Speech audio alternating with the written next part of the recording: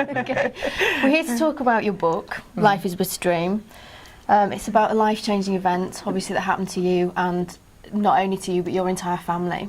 So it's about the death of Abby. Do you want to just tell us a little bit about Abby before we continue, and just tell us what she meant to you and obviously to your family? Okay. There's lots of people here in this room, not just my family, but some of the friends who remember Abby. I think remember her, even despite the fact it was such a long time ago. When I was thinking about this question and about who Abby was and what she meant, I thought, well, actually, in some senses, she's no different to any of my other children. All my children are really extraordinary, and they're all really ordinary as well. So she was no different. But what she had, because she died so suddenly, she embodied a different kind of presence within our family. But she was very important, the youngest of our children, who filled a gap in our family, and very much loved, and brought something which was quite special in terms of her personality, and how she interacted with everybody else, and the kind of presence and energy that she had around her. Yeah.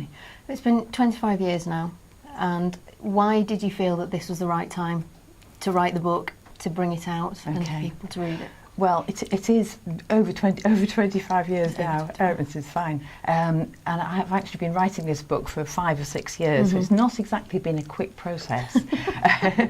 It's come in fits and starts. Over the years, I was inspired to write it along with a friend of mine who's here tonight, Heather, back in the corner there, by Bryce Taylor, who gave me a lot of encouragement. He was one of the co-directors of Oasis and died very suddenly last year. But Bryce gave me a lot of encouragement from the word go. And I think there was something about, I don't know why the time is right, but the time is right, so I need to do it. Fair enough. Fair. It's not just about you and the feelings that it's provoked within you. It's obviously about your whole family, and you've worked quite hard, obviously, interviewing everybody, excuse me, and getting everyone else's perspective. Why did you think it was important to have everybody's personal perspective? You've not really tried to edit it down. You've not tried to sort of sanitise it in any way. It's everybody's emotions. Why do you think that's an important way to present it? Because of realising over the years what an isolating experience grief, bereavement can be, and that it's very easy to get locked into a pattern of behaving, and quite difficult to break out of that and talk to somebody else, even the people that you love most in the whole world.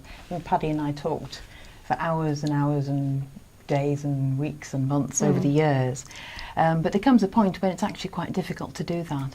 And I had the sense that actually there will be things that each of one of us experienced that perhaps the others don't know about, and to have it all together in a book, in some kind of form, so that my grandchildren could read it and other generations to come, was what I wanted to do.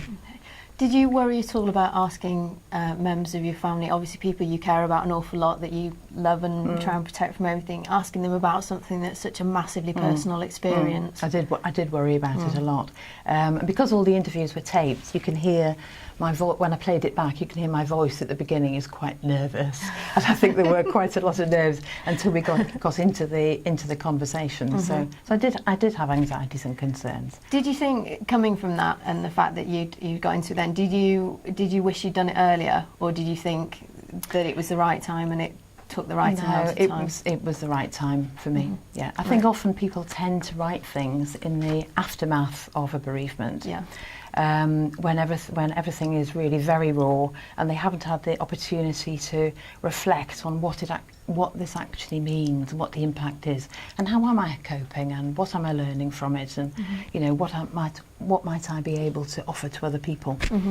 So taking that in mind and looking at it as now, sort of standing back from it, having written the book, do you think that the process of doing it and the process of talking, maybe with a few years in between, has actually helped everybody? I think so, yeah. I mean, one of my motivations, if you like, was not just about getting the whole story so that everybody knew what had happened for everybody else, but was that I've just forgotten what it was that you asked me.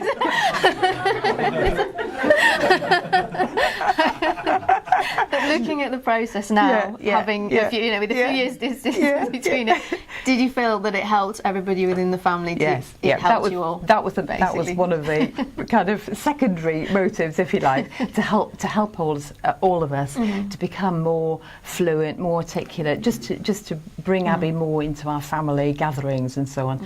And it absolutely has had that effect. Did you find that as you were going through that people's answers perhaps surprised you? There were surprises for me along the road. Yeah, I mean, one of the surprises was that Simon was only 6 when Abby died, but his recollections and his memories are so intense and so vivid that they really brought the experience to life. And my mother, who's sitting here at the front, had such a lot of incredibly detailed memories, which have just added so much to the book. And to your memories as well, I should imagine. And within it, then, and talking obviously from your point of view, you lost a child. From Kathy or Simon Matthew's point of view, they lost a sister. Did you find that as you were talking to people and they were answering the way that they did, that it threw up new dynamics that you perhaps hadn't thought about? I don't know that it was that I hadn't thought about them, but I think it explained things to me about relationships within the family and how come there may have been those kind of difficulties or issues. So I learnt more about the relationships of my children as siblings as they were growing up, that kind of thing. Yeah. Different.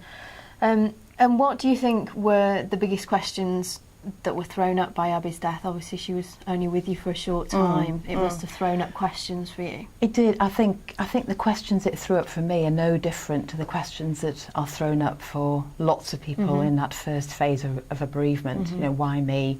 Why not somebody else? How could it happen? What should I have done differently? Was it my fault? So all of those kinds of questions, which does take, in my experience, an extended period of time to understand more.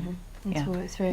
So bearing that in mind, obviously the book not only is it sort of a personal experience, but how do you think that it can help people who are bereaved perhaps in a different way? Because this is very much a daughter, a grandchild, a sister. So if someone who's maybe suffered a loss of a parent or a grandparent, do you think it's something that could speak to them as well? I think so, because I think a lot of my reflections towards the end of the book, I think, apply to bereavement in general. It's not intended to be purely to parents who've lost a child, although I think that a lot of what we talk about and how we relate our experiences will really speak to people who've lost a child. But a lot of the things that I mention in terms of just let people help you, that kind of thing. If somebody offers to do something for you, say yes, rather than thinking that you have to be strong and manage everything on your own.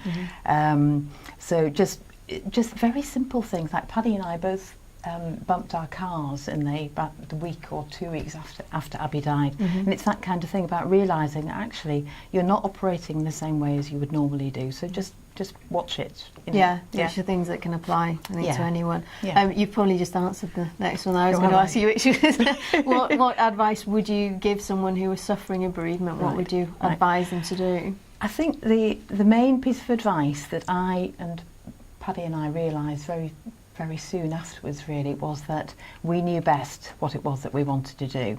And yes, sure, in retrospect there were things that we could have done differently, but it's about having faith in yourself that this is the right thing to do, whatever it is, whether it's sending your children back to school the week after their daughter died, going on holiday to the same place or not going on holiday to the same place because of memories it evokes. Just go with what you think is the right thing to do and have faith in that, really. And that's what comes through in the book.